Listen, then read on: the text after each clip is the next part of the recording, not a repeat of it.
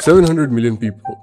That is more than twice the population of United States, and 21 individuals own the same wealth as all of them combined. So before we talk about India's GDP growth story, before we talk about the world's fastest growing major economy, before we celebrate the fifth largest economy on earth, ask yourself this question: who is actually growing? And who is being left behind by design? According to Oxfam India's report, Survival of the Richest, the India story, the richest 1% of Indians now own more than 40% of the country's total wealth. The bottom half of the population, 700 million people, share just 3%. The picture gets darker when you look at income, not just wealth. In 2022 to 2023, the top 1% of Indians captured 22.6% of the entire national income. That is the highest share recorded in India since 1922. That is, since the height of British colonial rule. Now, I was thinking, before independence, Britishers were looting us. Now, Indian billionaires are looting us. And somehow, government also helping them. And if you don't trust me, in the end of the video, I'm gonna prove it to you. And this is not just high compared to India's own history. It is among the highest in the world. Higher than the United States, higher than Brazil, second only to South Africa. The bottom 50% of Indians earn just 15% of the national income. The average annual per capita income in India is around 6.49 lakh. But that average is deeply misleading because it is pulled up by a tiny group at the top.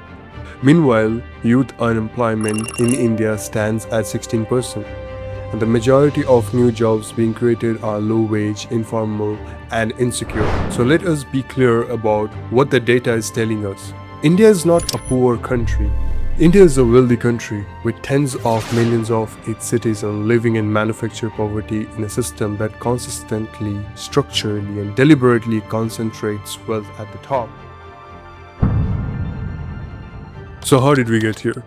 After independence in 1947, inequality in India actually fell.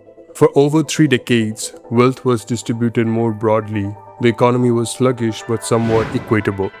Then came 1991. India's economic liberalization. Markets opened, private capital flowed in, GDP growth accelerated. And for a decade or so, growth did lift millions.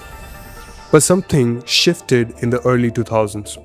According to the World Inequality Lab's landmark 2024 study, inequality began rising and has skyrocketed since the early 2000s. And between 2014 and 2023, our billionaires made most of the money. Economists name this era as the Billionaire Raj, the era of billionaires. We fought 200 years of colonial rule.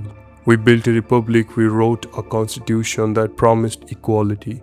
And today, the economic inequality in India worse than what it was under the empire we overthrew.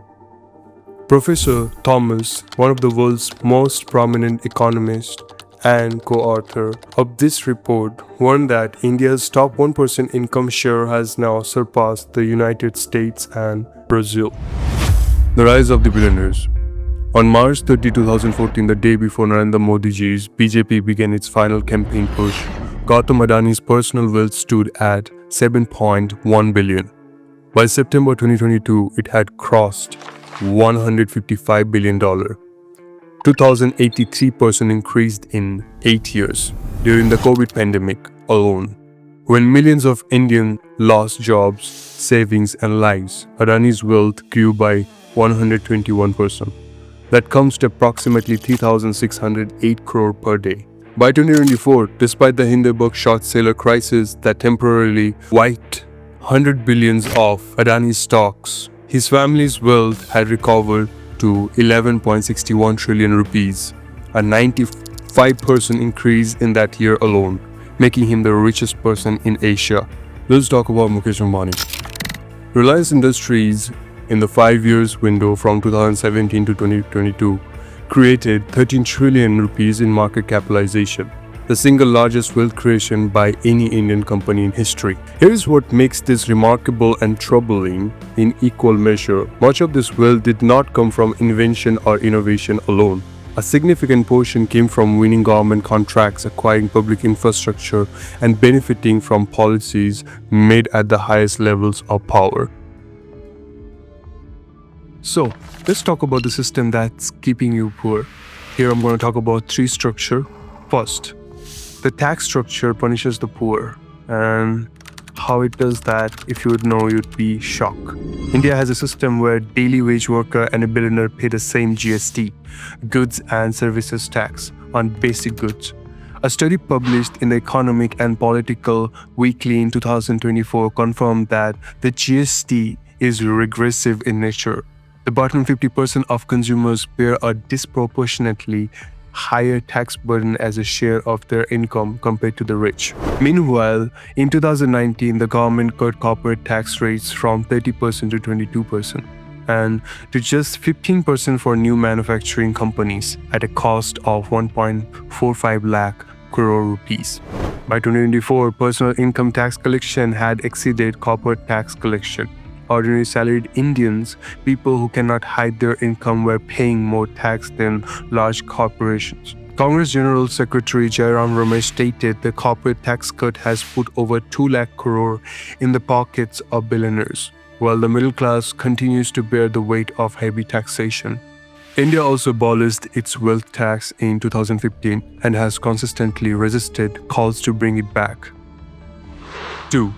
Public assets, private profits. Critic has pointed to a systematic pattern. Public sector assets, airports, ports, power infrastructure built using taxpayers' money handed over to private interest at prices critics describe as far below value. In 2018, the Adani Group was awarded leases to operate 6 major Indian airports, despite having no prior experience in airport operations. The Adani Group today controls a significant share of India's ports, airports, power, transmission, gas distribution, and cement production. Much of this expansion coincided directly with favorable government decisions, contracts, leases, and regulatory approval. 3.